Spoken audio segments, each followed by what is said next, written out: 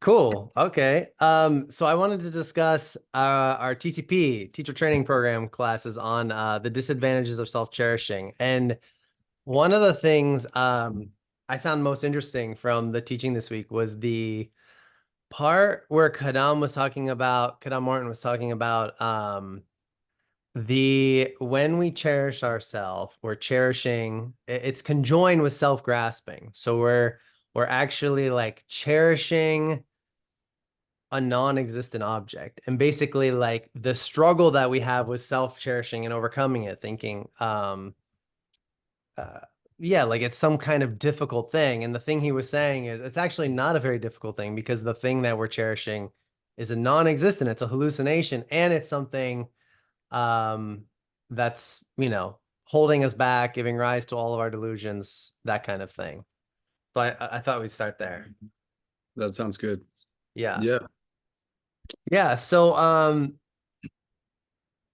yeah, I'm curious your thoughts about, the when it comes to self-cherishing and like especially the inherently existent self, that we're grasping at. Like what are some of the things that you've thought about or practiced or maybe have taught where it's self-cherishing and like it's tied up with some delusion, and there's some aspect of like a completely hallucinated self in it that we're protecting and and basically, yeah, cherishing.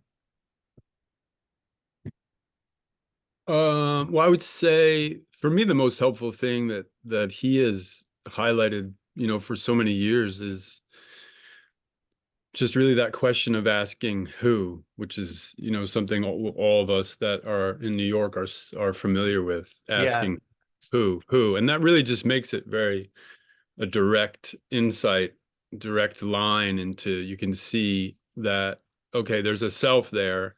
Now, if you have some meditation experience, then you can go very quickly through like a very basic meditation on emptiness. Like, is it my body that's anxious right now? No. Is it my mind? No, because I say my mind.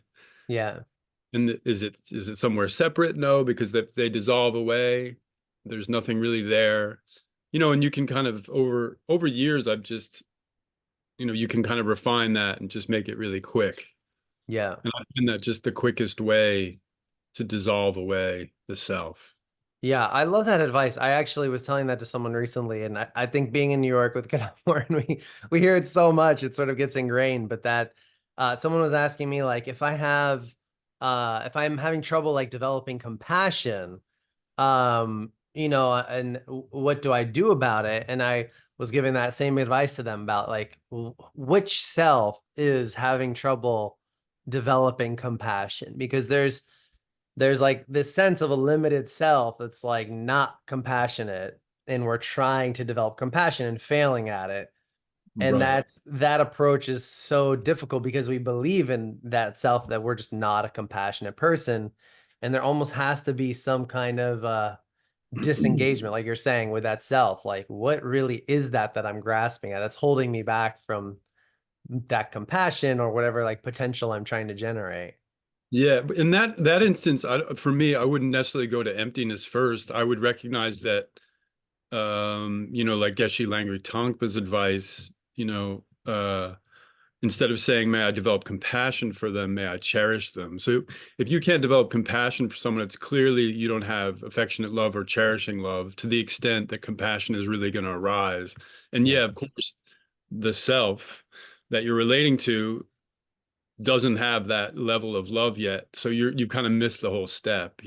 Yeah, exactly. Yeah, and there's like an aspect of it where like with the self-cherishing, we're constantly like grasping at a limited self that can't do it. And we almost make like excuses for it. Like I can't meditate for 10 minutes because I'm too busy, or I can't focus for that long because my mind won't allow me to. And we're like Right. so deeply identifying with a limitation, a hallucinated limitation that we think is real. Yeah.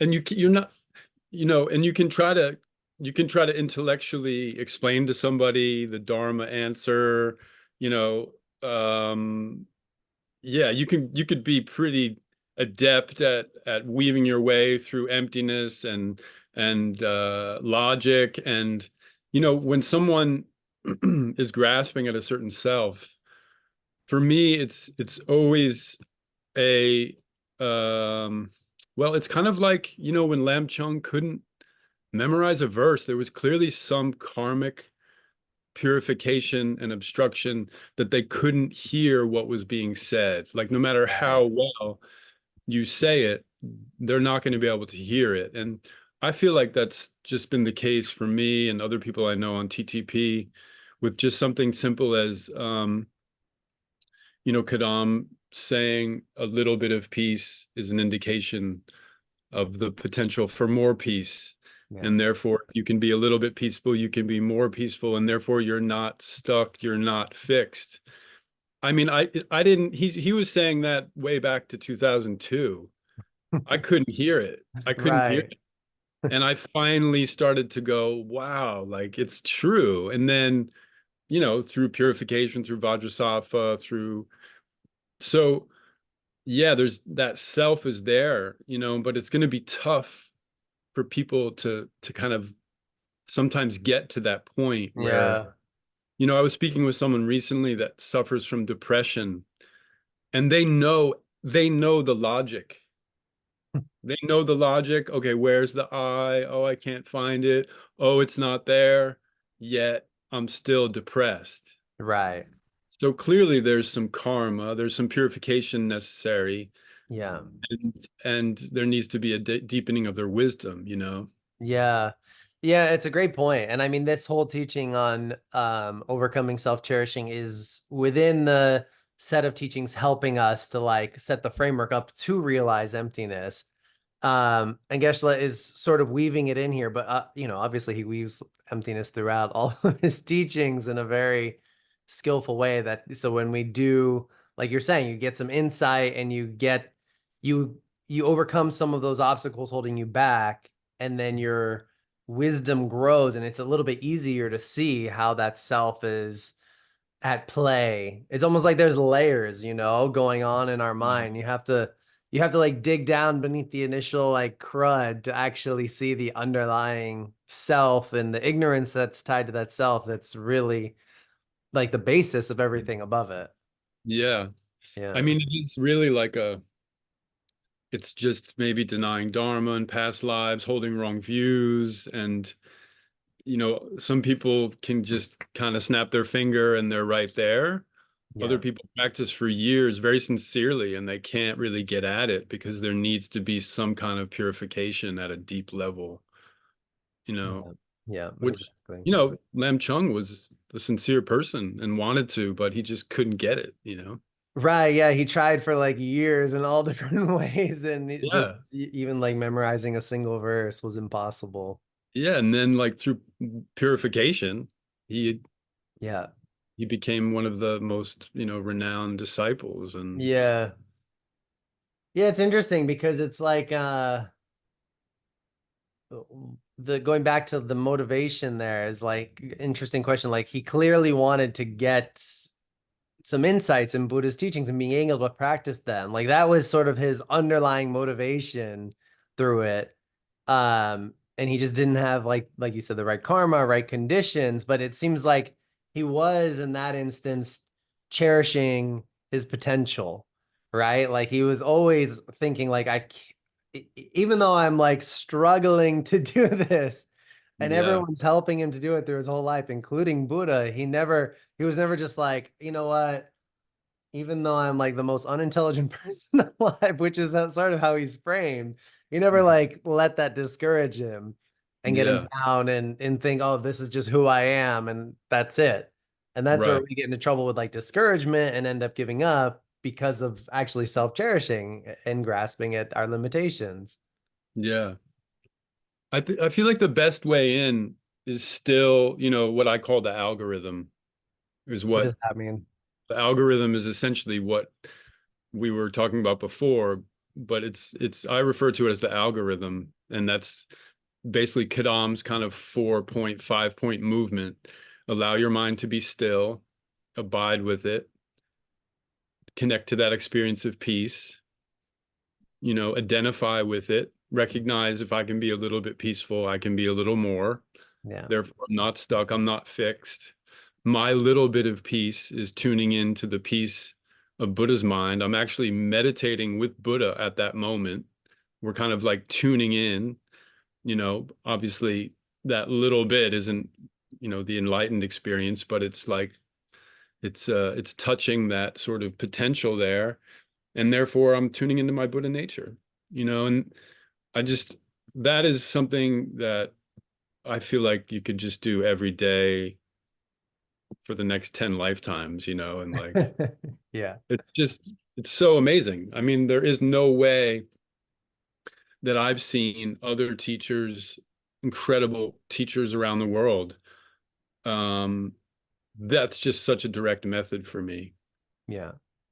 You're Yeah, I love how you have it like laid out, and because it's exactly how he guides his meditations, but you have it like okay, step 1 through 5. It's very clear. And you're right, he does that all the time as like an entry point into our heart, into the practice. Yeah. And in Yeah. Williamsburg, we have like 3 or 4, I think 5 new meditation teachers doing 30-minute meditations. Yeah. And I basically insisted that they have to add the 5 points in Yeah. at some level, be creative, but at Right. some level, have people connect to a little bit of peace, recognize if I can be a little bit peaceful, I can be a little more. Yeah. Therefore, I'm not stuck. My mind can change. That's the underlying nature of my mind when I'm still. And therefore, I'm tuning into Buddha, tuning into Yeah. enlightenment. And therefore, it's just so helpful, I think. Yeah, I agree. And it actually in a way almost directly opposes our self-cherishing, because you're in that moment when you're connecting to enlightenment and Buddha's mind and your potential, you're completely identifying yourself in a new way. Like you're stepping out of your ordinary self, ordinary sense of self, and into a sense of possibility. And that is, as Kadam Morton's often saying, that is like what we need to grow and cherish. And that's not actually self-cherishing, because it's based on our potential, and it's based on a like a wisdom mind, like it's not based on an ignorant mind that's holding us back. It's based on a wisdom mind that's propelling us forward. And I think that's like a really good key defining characteristic of, are we cherishing ourselves? Like, are we grasping at a limitation that's holding us back, or are we like believing in our potential that's moving us forward? Yeah. Well, you have a correct basis of identification at that point, Right. And a lot of times, you just depending on the class, you'll ask people to really stay there, connecting to that experience. And he'll often say, think this is me. This is my truth. This is Right. my nature, Yeah. you know. And I've added on to that. I'll say, connect to that experience of peace and that new identity so strongly that you forget the ordinary limited person that you so often relate to, completely just forget that person because they're Yeah. just a hallucination. It's not Exactly. a truth, and it's like a mini self-generation. You're kind of like doing away with the limited person, and now you're just abiding in this experience of peace. Yeah, I had someone a friend, a Senga friend, who came back from a festival. It was a HYT festival, and someone asked her, what was like your favorite part of the festival? And she said, I discovered who I really am. And I always remember that, because it's like, wow, that's that's incredible. What a takeaway from the festival. It's incredible. I mean, it's Yeah. incredible. These meditations are literally unbelievable, what we're Yeah. doing here. Yeah. Especially, just kind of wandering around the world and talking to people. Like everybody's just so locked up and just such a Yeah. terrible version of themselves, believing it to be true. It's It's true. so painful. And the thing, I was talking about this in a previous discussion, about how like modern mental health, it doesn't really address what Buddha is just like put as the fundamental of mental health, which is how are we relating to ourselves. And that is just like such an underlying thing. And it goes back to what, well, part of what you were saying before about the person who's depressed, and like they have all the logic and put it together, but as long as we're still like fundamentally identifying with that underlying self with some kind of anxiety or depression or whatever is bothering us, there's no real getting rid of it. It doesn't matter like if you take a pill or even if you do some, breathing meditation, it helps for sure because you get more space and peace, but it doesn't really like address the underlying situation, which is that limited self is appearing to our mind and is going to reappear to our mind. And it Yeah. seems to me like for mental health, like you have to solve that piece of it, which is directly related to cherishing ourselves. Yeah. Yeah. Which self are you cherishing? Yeah. Which self are you believing? But if you don't have that counterpoint, as KM often says, if you don't have that counterpoint of peace, like that sort of protected space of peace and refuge, Yeah. then of course you think that's yourself because you have no idea of anything other than that. And that's why that experience of peace and stillness is so important because now you have a counterpoint like, oh, I can be this peaceful person. I can identify with this experience of peace. Yeah. And that's just going to take familiarity, just more and more going to that peaceful space, identifying with it, staying with it for longer and longer periods of time. Finally, what other way can you change? You Yeah. know, how are you really Yeah. going to change? It's true. It can't just be like in your head. You need some kind of like basis Yeah. with which to identify it. And even just a little bit, like it doesn't have to be huge, like we identify ourselves as a potential enlightened being. And that's a stretch of the imagination. But like you're saying, if you can just even through some kind of settling of the mind, connect to that piece and recognize this can be something way bigger, then Yeah. it takes your mind there. And then all of a sudden and of course, if you do that regularly, you learn to be in that space more and more. Yeah. Yeah. He Yeah. does try to make it like incredibly um accessible. Like it doesn't matter if it's just the tiniest bit, like just stay with it, abide with it. Yeah. Do the same thing like when he'll talk about love, and he'll say, that good feeling you have for your puppy or kitten, that's love. That's it. That's all you need. You just need that Right. teeny bit. And Yeah. then It's like and the then you spark. it's the spark. And then Yeah. that's your basis. Yeah. Right, exactly. To see that I like have the potential for universal love, for example. It Right. all because then there's some kind of feeling which you can grow and enhance, and you're already recognizing it's there versus like, it's almost like it's there and I need to uncover it versus, oh my gosh, I have to like build all of this and create something that I'm not really. Yeah. Yeah. Yeah. Yeah. So you would agree then, like self-cherishing is not cherishing that potential. Like if we're creating that inside of us and we're like deciding to grow that and cherish that and protect that, that doesn't qualify as self-cherishing, or would it? Like if I don't know if it's conjoined with some kind of ignorance, even if it's virtuous, uh, Yeah. is it self-cherishing? Yeah. But we don't need to be pedantic and split hairs like at that. We need a starting point, Fair and enough. Yeah. of course there's self because yeah, even self that you're thinking I'm a Buddha, potential enlightened being, yeah. Yeah. But at least there's the basis there. I mean, Yeah. uh, in self-generation, Yeah. it's a correct basis. So maybe it's not a delusion though, because it's taking us towards enlightenment, towards the fulfillment of our wishes and our good qualities. It's enlightened to self-cherishing, if we want to call it Yeah. that. But it depends on that understanding that uh even intellectually that I'm not like fixed in some way, like I'm not who I think I am, so to speak, because you need that flexibility of mind to see I can see myself in different lights, and those are just as valid, if not more valid, because they're based in wisdom, than like just grasping at my ordinary self. Yeah.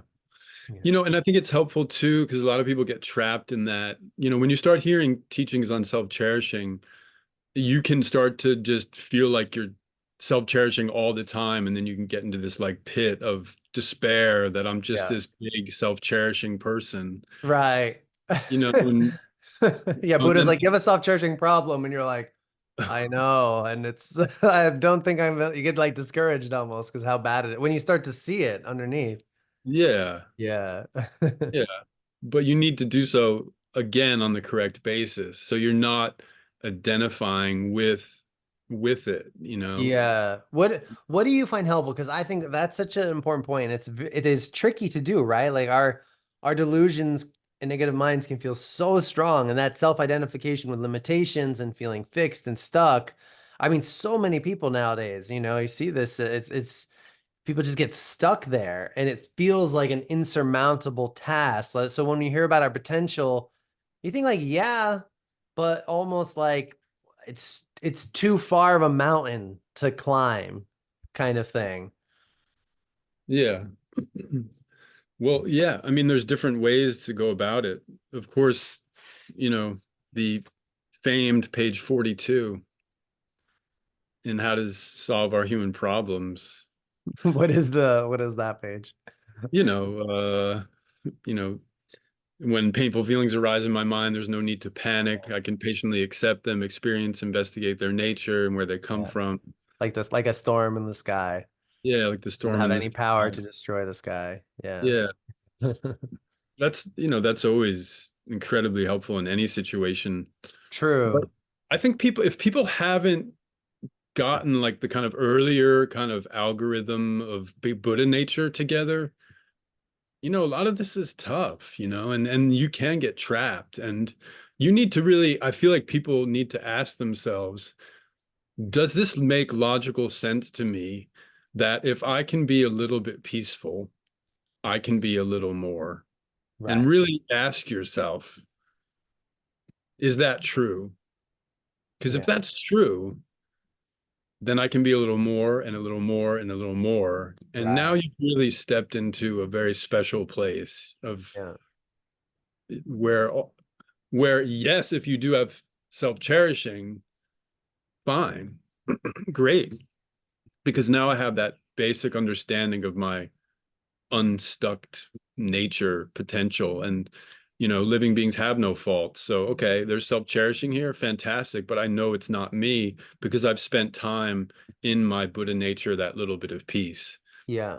You don't set that up, it's impossible. You'll just spin for years. You'll spin and get depressed, and you'll eventually probably just give up and just be like, this is too difficult for me, because then it's all about your self-cherishing trying to guide your way to enlightenment, whereas we know the way to really do it is just get out of the way and just let that sort of energy of enlightenment, the guru's mind, all that kind of flow through you instead of you Yeah. trying to force your way to enlightenment, which is basically just repression. You're just repressing Right.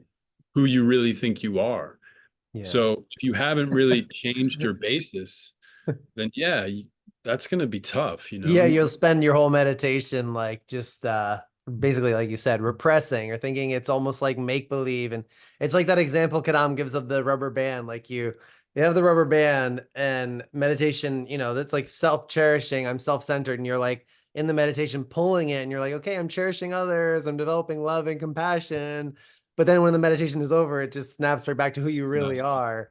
Yeah, it feels so good because now you're back to who you were in some fantasy world about you having Buddha nature, and now you're kind of back to who you actually Yeah. think you are. Right. And who we spend most of our time with. If you meditate half an hour a day, the other 23 hours, that self you're hanging out with. Yeah. Yeah, Yeah. yeah. It just all for me, it just always goes back, whatever you're looking at, and in particular self-cherishing, because can get so tricky to just go back to the basics and connect to some refuge in your potential, and then you can look at every one of your delusions and not be upset, but actually be supercharged and be like, yeah, there it is. That's my worst enemy. There's Yeah. my self-cherishing, grasping at some hallucination, thinking that's who I am, Yeah. or anger, or thinking I am this anxious person. Without the basis, you can't look. You can't.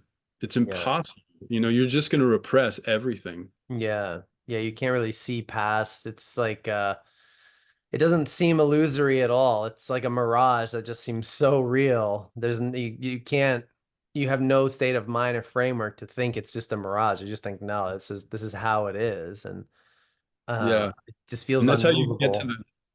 the, yeah, and you can get to the end of the four essential points, and then the stealth is still there. And it's like, yep, Yeah. it's right in. Right. It has no It's still impact on there. our mind. Yeah, it doesn't, Yeah. it doesn't move you at all Yeah, because you exactly. really believe that's who you are anyway from the Yeah. beginning. I'm going to do this meditation on emptiness, but I'll go through the points. But we all know that I actually am this loser. So who cares? Right. Yeah.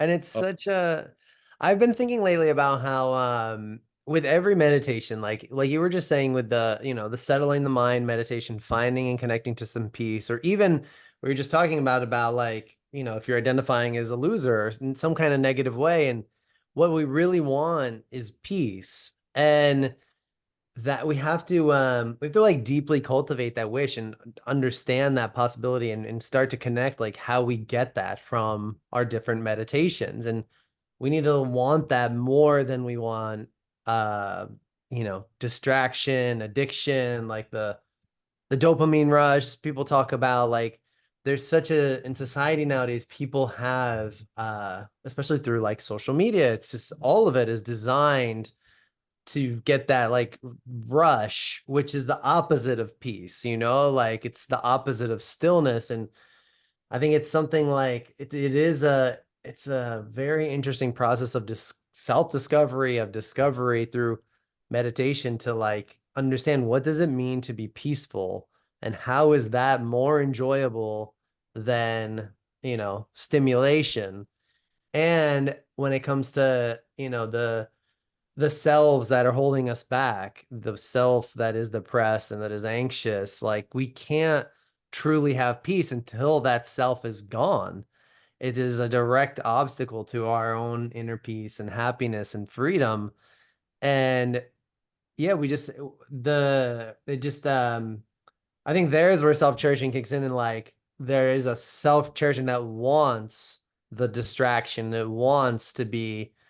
It doesn't want to let go, of the neurosis in a way. Like, of course, part of us does, but as we were just talking about, part of us is just so deeply identified with it that even you hear some advice to let it go, and it's like, do I really want to do that? Because we've been relying on it so much.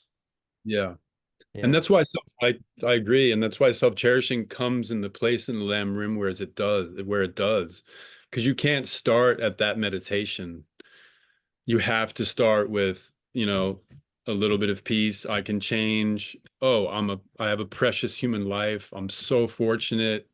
Identifying with that, changing your identity.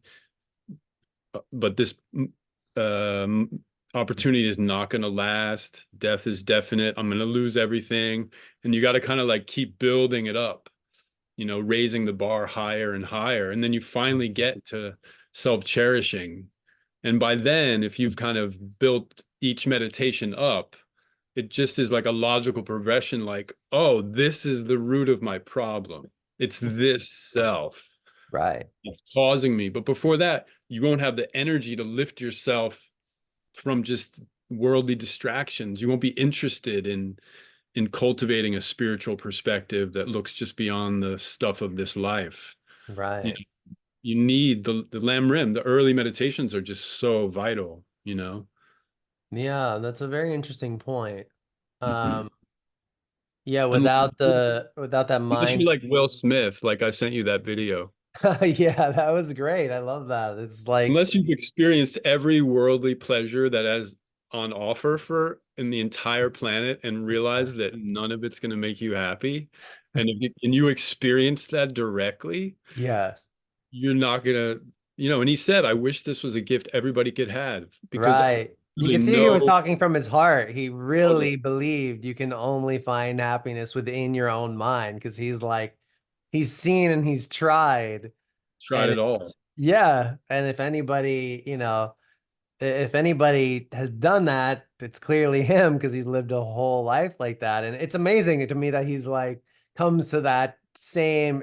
insight as Buddha had is like, because Buddha was similar, right? He had everything as the Everything. crown prince, and it just realized that only once you basically within that there is no real happiness. It's got to come from your mind. It's got to come from a happy mind, a transformed mind, and a deeply peaceful mind. Yeah. Yeah. And Mike Tyson said something similar once. He said if you think if money is gonna make you happy, you're clearly someone that's never had money. Yeah, it's interesting because I mean, if you think about it, most people are never gonna have that kind of money and have that understanding that it just can't. And I mean, you have two options, right? It's either you get that kind of money and you realize it through experience, or you just realize what they're saying all along is that we imagine all these things that we think are what we need to be happy. And again, going back to self-cherishing, like we're cherishing a self. If we are believing that, we are never actually going to be happy because that self has a tendency to keep imagining other things that we need to be Yeah. happy. Yeah. And it's just yeah, so I like what you're saying there about how it's like having that as a basis for recognizing self-cherishing. That's interesting. Yeah. And you just need those earlier meditations to actually have the energy to move yourself, into the great scope, where Yeah. you're really starting to exchange self with others, recognizing how important others are. Otherwise, you'll just be so wrapped up in your ordinary worldly stuff, it's Yeah. just others. They're way down on the list. Yeah, exactly. Exactly. I feel like me personally, like in terms of like my life, I feel like I've literally accomplished from a worldly perspective everything I've sort of imagined I've wanted. Yeah. And yet still, you still realize that if you don't have a peaceful mind, it's pointless. Doesn't matter Yeah. what you have. It's so true. Yeah. Doesn't Yeah, it matter. doesn't. Yeah, if you once you've hit, I mean, I've realized that in my career, when I started out, I was like, someday I'm going to be a CTO. And I like, basically my whole career I was like going after this goal, which I hit a few years back. And once you get there, you're just like, now what? Like, Um, yeah. okay. Luckily, I've run across these teachings to make that activity meaningful. And it's now about not just being that, it's about like, how do I use that for my spiritual practice? But if I didn't have that, it's just, where do you go from there? You can try to like make up things like work at a bigger company or make more money or something, but it's like, or have more reputation. But where do you end? Where do you stop it? It's when do you reach the point where you're content through that? I mean, I Yeah, think the answer is never, but never. No, and yeah. you just see when people get to that position and they don't have dharma, it's like, okay, I'll buy another house. Right. Okay, I'll go on another vacation. Okay, Yeah. we'll go to whatever, like, and it's just trying to buy time at that point. Yeah. And I think for a lot of people, they just don't realize like if you have a little bit of wisdom, you can do those things. And especially if you've encountered Buddhist teachings and you can think, it's not all it's cracked up to be. Like Buddha was right. But you can also just go through life and feel like this should be enough happiness, and I do think people do that a lot with everything. Like this, I should be happy right now, Yeah. but I'm not. And they almost like justify themselves into it's okay because I should be happy and it should be good enough. And they're not, fundamentally happy. And that's where a lot of, depression, anger, I think like anger, self-anger, it comes from. Yeah. Yeah. Or, they have some, a lot of times I mean, there's documentaries on these people, they've set out to be the top of some company and they achieved it. And then they just realized that they were miserable and they wanted to kill themselves and they had like a spiritual awakening. And then they really started to look deeper and recognize, you know, happiness comes from inner peace, Yeah. helping others, from benefiting others to doing good, and it's not just about how high you ascend in the ladder, Right. Yeah, exactly. Yeah, and it's such an amazing thing about Buddhist teachings is that like there's times in life when it comes to that, right? Like either you've gotten so far or you've just gotten so old, right? And you can't you can't do what you want to do anymore. And the amount of people who become spiritual seekers in the later years, there's just like a spike on that because of that change and the inevitability of aging is like very apparent. But I Yeah. think one of the kindness of Buddha is, it doesn't matter how old you are, where you are in life. If you start to think like this and develop this wisdom, you can get that same perspective that, someone else with through life's conditions is getting like at a much later time. Yeah. It all Yeah. just becomes, as you get older, it all just, the truth of it all just is very clear to you and very Yeah. direct. Yeah. Yeah, exactly. Cool. Cool, man. Well, thanks for taking the time for the Yeah, yeah, it was discussion. fun. Yeah, we should do it more often. Yeah, we got some good points in there, I think. Yeah, agreed.